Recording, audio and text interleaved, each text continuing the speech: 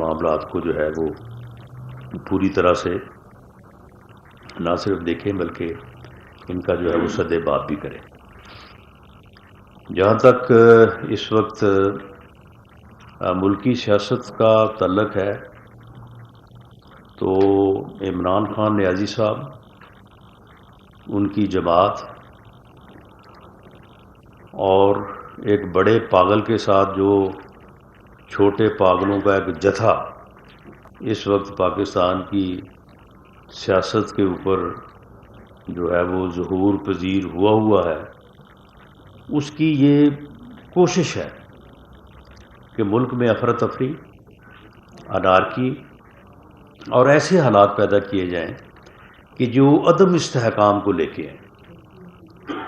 یعنی ان کی ہر کوشش جو ہے وہ عدم استحکام پیدا کرنے کے لیے ہے، کیونکہ اگر کسی بھی ملک میں سیاسی عدم استحکام ہوگا تو پھر اکانومی جو ہے وہ کبھی استحکام کا جو ہے وہ استحکام نہیں ہو سکتی، مستحکم نہیں ہو سکتی۔ اگر سیاسی عدم استحکام ہوگا تو لا اینڈ آرڈر کا بھی مسئلہ ضرور جو ہے وہ کسی نہ کسی طرح سے اس کے بھی خراب ہونے کے احتمال ہے۔ تو ان کا یہ پچھلے یعنی جب سے وہ حکومت سے نکلے ہیں، جب حکومت میں تھے تو ان کا ایک ہی نصب العین اور ایک ہی کام تھا کہ اپوزیشن کو میں نے ختم کرنا ہے، ان کو نہیں میں نے چھوڑنا۔ ناظرین، تفصیلات میں جانے سے پہلے آپ سے گزارش ہے کہ اگر آپ ہمارے چینل پر نئے ہیں تو پلیز ہمارے چینل کو سبسکرائب کریں، لائک کریں اور شیئر کریں تاکہ ہماری حوصلہ افزائی ہوتی رہے، اور اپنے کمنٹ سے ضرور آگاہ کریں تاکہ ہم اپنی نئی آنے والی ویڈیوز کو بہتر سے بہتر بنا سکیں۔ Thank you. کہ توشہ خانے سے گفٹ میں آئی ہوئی گھڑیاں بیچتا رہا یہ، وہ فرح گوگی کو جو ہے وہ پورے پنجاب کا انچارج اور لگایا ہوا تھا، اور وہ جو ہے وہ پیسے پکڑ کے ڈی پی او اور ڈی سی او، کمشنر اور ڈپٹی کمشنر اور ڈی جی ڈیولپمنٹ اتھارٹیز لگاتی رہی ہے۔ وہ میرا نام لے کے پکارتا تھا کہ تیار ہو جاؤ، میں آ رہا ہوں اسلام آباد، تمہیں جو ہے وہ چھپنے کے لیے جگہ نہیں ملے گی، جبکہ میں نے اسے کہا تھا کہ تمہیں بھاگنے کے لیے جگہ نہیں ملے گی، اور پھر ہوا وہی ہے۔ پھر اس کی ہمت نہیں ہوئی کہ وہ اسلام آباد پہ چڑھائی کرے۔ اب اس نے ایک اور جو ہے وہ بحرانی کیفیت پیدا کرنے کے لیے کے پی کے اور پنجاب کی اسمبلیوں کو جو ہے وہ ڈیزالو کرنے کی بات کی، اور خاص ساتھ کہا یہ ہے کہ میں اس کرپٹ سسٹم سے باہر نکل رہا ہوں۔ بھئی اگر تم کرپٹ سسٹم سے باہر نکل رہے ہو تو پھر سینٹ کو بھی چھوڑو، پھر جی بی سے بھی باہر آؤ، آزاد کشمیر سے بھی باہر آؤ، پریزیڈنٹ کو بھی جو ہے وہ بلاؤ، اور اس کرپٹ سسٹم کو جسے تم کرپٹ سسٹم کہتے ہو اس سے باہر نکل کے پھر جدوجہد کرو اور انقلاب لے کے آؤ۔ دیکھیں، اس میں جہاں تک افغان حکومت کا تعلق ہے، دیکھیں یہ ان کا وعدہ صرف ہمارے لیے نہیں ہے، ان کا وعدہ پوری دنیا سے ہے۔ انہوں نے پوری دنیا کے ساتھ یہ وعدہ کیا تھا کہ افغانستان کی سرزمین جو ہے وہ کسی دہشت گردی کے لیے استعمال نہیں ہوگی، اور اگر وہ اس کے اوپر عمل کرتے ہیں تو وہ it is not only in the benefit of Pakistan, بلکہ وہ that is in their own benefit. انہوں نے آخر دنیا کے ساتھ چلنا ہے تو انہیں اپنے دنیا کے ساتھ اس کیے ہوئے وعدے کو نبھانا چاہیے، اور اگر ٹی ٹی پی جو ہے وہ کسی واقعے کی ذمہ داری قبول کرتی ہے، جس طرح سے بلوچستان میں ہونے والے واقعے کی بات ہے، اب اگر وہ بعد میں تردید ہو جائے اور ذمہ داری قبول کرنے کا بیان جو ہے وہ یہ کہیں کہ جی یہ غلط ہے، تو اور صورت ہوگی، ورنہ اگر وہ ذمہ داری قبول کرتے ہیں تو پھر افغانستان کی حکومت کے لیے جو ہے وہ ایک کنسرن ہونا چاہیے، اور ہم بھی ان سے بات کریں گے، اور ان کے لیے بھی ایک کنسرن ہونا چاہیے، کیونکہ ٹی ٹی پی جو ہے اگر وہاں پہ موجود ہے اور یہاں پہ آ کے دہشت گردی کرتی ہے تو پھر افغانستان کی زمین جو ہے وہ دہشت گردی کے لیے استعمال تو ہو گئی، جس کے استعمال نہ ہونے کا انہوں نے پوری دنیا سے وعدہ کیا ہوا ہے۔ باقی جو آپ نے وانا اور دوسری جو آپ نے بات کی ہے یہ ٹھیک ہے، یہ صورتحال موجود ہے، اور ہماری مسلح افواج جو ہیں وہ اس ان دہشت گردوں سے کے ساتھ جو ہے وہ پوری طرح جو ہے وہ نبردہ آزما ہے اور آپریشنز کر رہے ہیں، شہادتیں بھی یقیناً جو ہے وہ ہو رہی ہیں۔ تو اس میں جو ہے وہ انشاءاللہ تعالی پاکستان کی مسلح افواج پوری طرح سے اس کیپیسٹی اور اس طاقت میں ہے کہ اس جو ہے وہ دہشت گردی کو وہ بائی آل مینس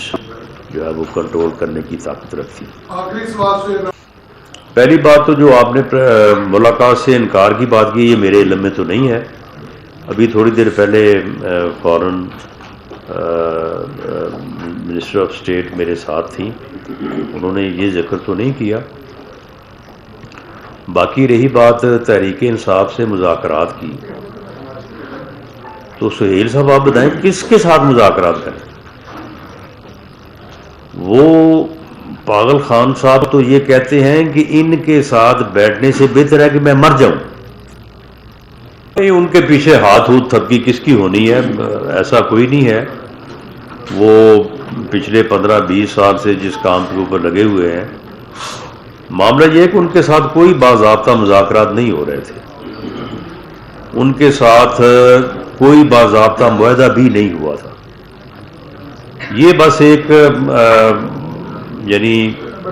دو مخالف جو فریقین ہیں ان کے درمیان بعض چیزوں کے اوپر ایک انڈرسٹینڈنگ ہوتی ہے، تو یہ ایک اس قسم کا کوئی یعنی جو ہے نا وہ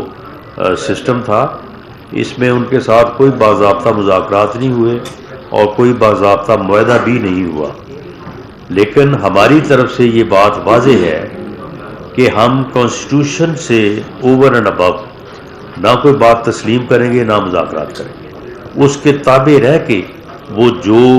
کرنا چاہیں کریں، اس کے لیے جو ہے وہ حکومت پاکستان جو ہے وہ تیار ہے۔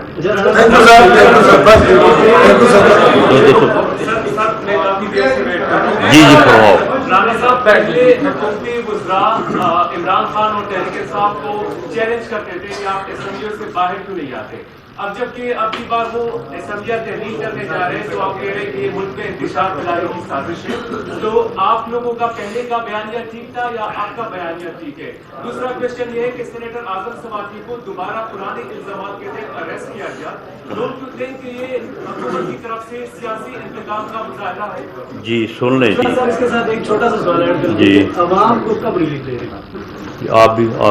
سر میں یہ کہنا چاہ رہا تھا کہ اگر ماضی میں دیکھا جائے تو ہندوستان کی حکومت نے 4 سیٹیں ایک وقت پہ جیتی ہیں، اب عمران خان نے بھی 6 سیٹیں ایک وقت پہ جیتی ہیں سر، تو ان کو تو یہ کمانڈ ہے کہ ہمیں اگر الیکشن میں گیا تو ہمارے میرے ساتھ ہیں۔ آپ کی جو 8 لاکھ کی کارکردگی ہے سر عوام کو ریلیف دینے میں، تو کیسے آپ الیکشن میں جائیں گے؟ اس کے ساتھ ہی ہے سر ٹی ٹی پی کے حوالے سے سابق کمانڈر شابق جنہوں نے چائے کا کپ لگایا تھا، تو وہ کون سا دھڑا تھا جس سے ٹی ٹی پی، وہ کون سا ٹی ٹی پی کا دھڑا تھا جس سے کور کمانڈر نے ملاقات؟ دیکھیں دھڑے میں آپ کی بات سے شروع کر لیتا ہوں۔ دھڑے تو آپ دیکھیں گے وہ مختلف ہے، کوئی ایک دھڑا یا 2 دھڑے ہوں تو آپ کو بتا دیا جائے کہ یہ وہ پہلا نہیں تھا دوسرا تھا، وہ تو ان کی تعداد تو درجن سے زیادہ ہے۔ معاملہ یہ ہے کہ